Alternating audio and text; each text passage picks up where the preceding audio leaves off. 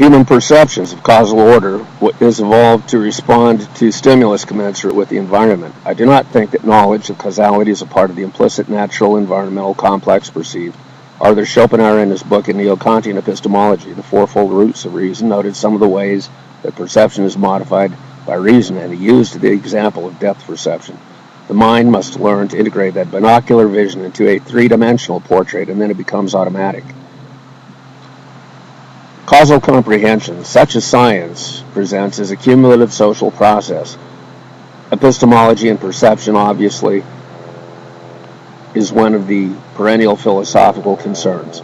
Modern science simply adds more knowledge to that database. Interestingly, philosophical classification and assignment of causes or relationships within a neo-monistic field of uncertain pluralistic composition extending these days into speculation about extra dimensions even might have a paradigm, sharing overlapping set characteristics with Quine's ideas on linguistic arrangements in the Dewey Lectures and published as ontological relativity.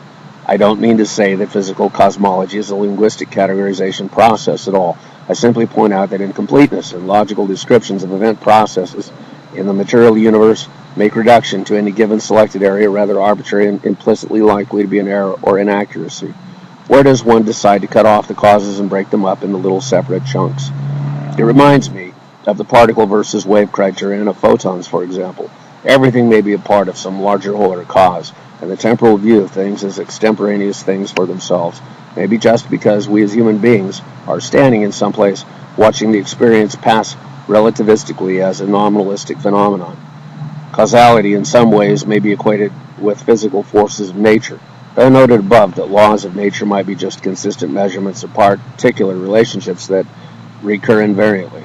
For our Laughlin, if a weak force is found to be associated with another force, such as electromagnetism, and is then the electroweak force, if the virtual energy of the universe is found to be a source of gravity because of the way it is affected by mass that creates an apparent warping of space, though space is better regarded as a kind of solid, our ideas of causality may be in error, and the ideas we have regarding sequences of events differ from what the cause of certain events are. If the tides rise and fall associated with the moon, and we don't know about gravity, living in the year 1000 BC, for example, then correlation of the movement of water with the moon would be the best we could do. I would guess that someone sometime must have postulated that the moon was attracted to the Earth by the arrival of the water locally, rather than speculating along the lines of Newtonian gravity. It is easy to mistake the order of events with causes of events. The causes of the existence of the Earth were quite contentious in many regards over the centuries, when theorists with opposing points of view disputed about them. The mistaking of the order of events with the causality of events occurs in politics all the time, especially with contemporary macroeconomic analysis and public debt.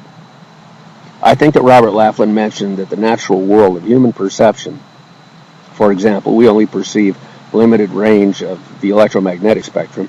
Responses at a collective or concatenated physical level of protocol are appropriate for that particular context. Perhaps that morphs into the concepts about deism a little regarding causality. I don't regard deism or a disconnect of God's power or omnipotence as an especially contemporarily viable context, and alternatively I do not mean that an implication that a collective or concatenated state of the physical universe is continuously or occasionally changed by divine intercession, not because of Calvinism, yet neither in distinction to it. The deterministic nature of God's creative providence allows a simultaneous belief that God predetermined everything.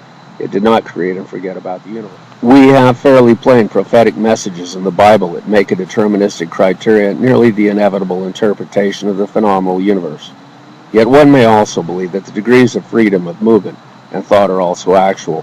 The deterministic selections of probability, as Laughlin might have written about, within a given quantum state may be free locally, yet when viewed in a larger sample seem deterministically ordered.